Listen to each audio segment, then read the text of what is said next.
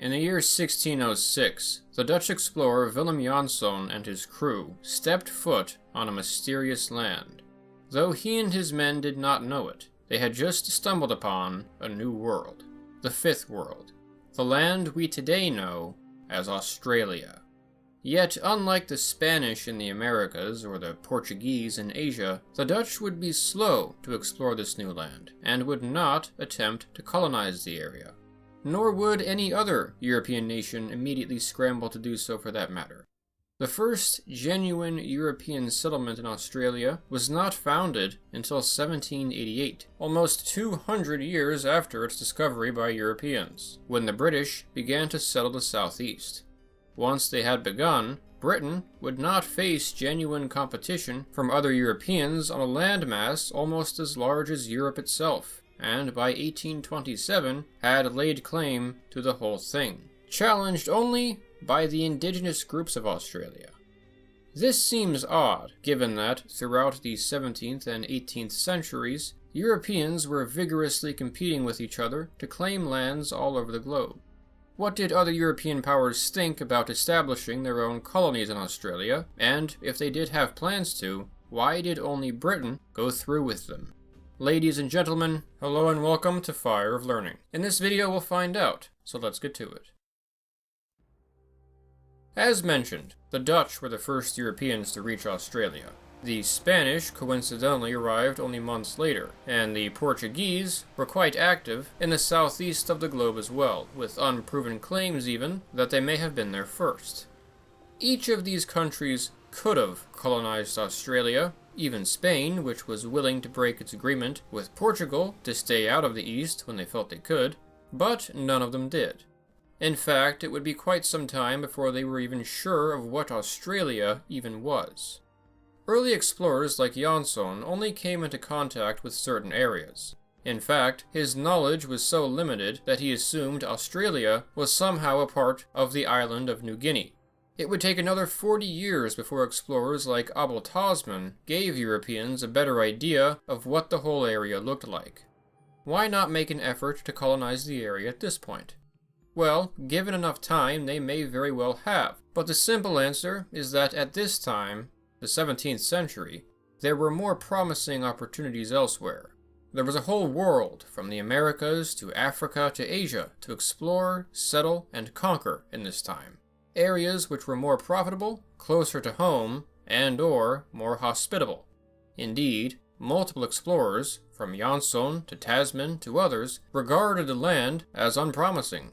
Thus, with the exception of a number of prominent explorers, the Europeans who did come into contact with Australia in the 17th century did so while passing through the area to get somewhere else, in particular the Dutch traveling to the very lucrative East Indies. The Dutch would name Australia after land in their own country though, calling it New Holland, which remained the name for Australia until the British changed it in the 19th century. In the 18th century, when the area was better understood, the subject of colonizing Australia was brought up to the Dutch specifically. Officials from the Dutch East India Company responded by saying, quote, "There is no prospect of use or benefit to the company in it, but rather very certain and heavy costs." End quote. This position is especially understandable when it is remembered that the areas of Australia with which Europeans were the most familiar at the time were the north and west. Much of this area is not quite as attractive or fertile as the land in the southeast, which is where most of the population of Australia lives to this day in fact. Furthermore, as mentioned, there was no clear benefit to commerce. Australia had no obvious wealth, and was out of the way of the major trade routes. There are claims of shipwrecked survivors making a home out of Australia, some of whom may have even been assimilated into the local tribes, but this is a separate story for another time. This answers only part of the question. The following century, the empires of the Dutch, Spanish, and Portuguese had entered into a decline, while the British and French gradually outpaced them. The European empires were growing larger and extending farther. It became inevitable that someone would reach for Australia eventually. In the latter half of the 18th century, both Britain and France suffered considerable setbacks in the Americas. France lost much of its North American territory to Britain in 1763. 2 decades later, Britain lost a large share of its territory there as well when it recognized the independence of 13 of its colonies. Both of these nations would try to compensate for these losses. In this effort, both Britain and France found Australia more and more interesting. Prominent citizens of both countries began to increasingly call for further exploration and a colony, and, as we shall see, Britain and France would not be alone. In 1770, the British explorer James Cook explored the eastern coast of Australia and would claim it for Britain. In 1772, the French explorer Louis Allegro de Saint-Ouen claimed the west coast of Australia for France. It might have appeared that Britain and France were squaring up for another showdown at this point. However, these were, for the moment, just claims, no colonies. The British, however, would, not long after, act. They established the first permanent European settlement in Australia in 1788. This colony would be a penal colony, though it's worth mentioning that the British intended more for Australia than for it just to be a place to dump their prisoners. Indeed, the prisoners who were sent to Australia were employed in developing the colony into a proper piece of the empire. The French had similar ambitions. Given the amount of attention the French gave to Australia, it seems entirely possible that they would have followed the British there. An example of French interest can be seen in the La Perouse expedition that reached Australia in 1788. However, the French soon found themselves distracted. The French Revolution erupted a year later. It would set in motion events that would disrupt France's colonial efforts for nearly 30 years. Though the threat of French settlement remained throughout this period, it was lightened, and ultimately, France never did follow up on their claims to Western Australia. The French Revolution, therefore, perhaps totally changed the course of Australian history. Still, this didn't mean Australia was assured to be as British as it would become quite yet. Other European powers looked to Australia as well, such as everyone would guess, well, maybe not, Sweden.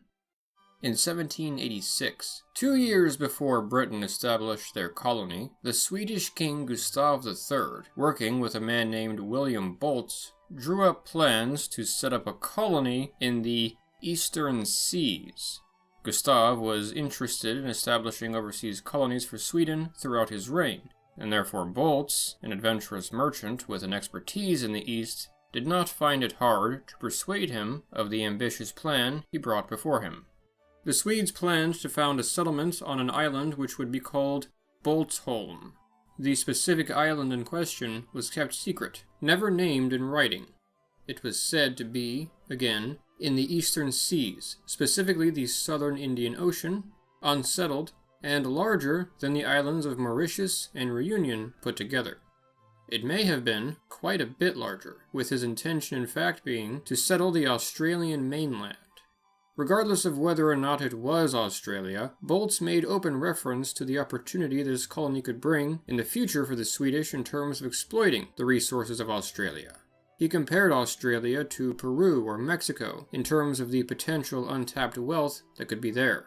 He likely had in mind Swedish expansion into the area that today surrounds the cities of Fremantle and Perth.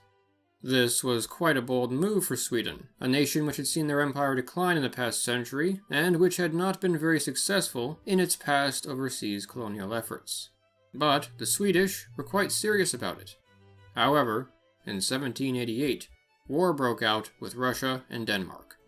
Sweden could not afford to be distracted with such exotic ventures during this war, and the plans were abandoned. How well such a venture would have worked out, we'll never know. Once again, chance may have completely altered the course of Australian history, but it was not over yet. Though the French Revolution and Napoleonic Wars distracted France from his colonial ambitions, it did not totally halt them. Napoleon himself showed a small amount of interest in Australia, ordering an expedition to survey the coastline, and may have even wished to claim part of it. There were even plans made by the Spanish to attack and capture the British colony in Australia, which were never realized and, admittedly, probably would not have worked for long. Furthermore, following the Napoleonic Wars, other European nations revived their interest in the region, namely France. To prevent these rivals from gaining a foothold, Britain would quickly move to claim the rest of the island in the 1820s, establishing more westerly settlements like Albany. The British may have moved in the nick of time, as the French sailor and advocate of Australian colonization, Dumont d'Urville, was exploring the area at the same time. Why not claim the whole thing to begin with? A couple of reasons. One of which is that, while Britain was not afraid to challenge the French, it seems a number of Brits involved in the venture, including Cook himself, were uncertain of whether the Dutch intended to claim the western areas they had discovered, and wanted to respect any claim they might have had. So, in summary, it could be argued that the reason Britain was not challenged by other colonial powers in Australia is that the period in which it first became advantageous for European empires to colonize Australia coincided with a period in which Britain was the only nation realistically able to do so. Britain capitalized on this opportunity and claimed the entire thing before the other colonial empires could catch up. Once established, Britain was too dangerous to challenge, and there was not much interest in challenging them anyway in the relatively peaceful Victorian era. Were Australia colonized before or after the period of 1770 to 1830, it may very well have been divided between multiple different powers. As a side note, the other powers of Europe didn't exactly go home empty-handed. As mentioned, the Dutch, Spanish, and Portuguese already occupied much of Southeast Asia. The French would settle other nearby territories, namely New Caledonia and French Polynesia, and the Germans would claim part of New Guinea. Furthermore, one could argue France did have an equivalent of Australia, French Guiana, in South America, though this was much smaller, and as we discussed in my video explaining why France still owns part of South America to this day, that did not go so very well.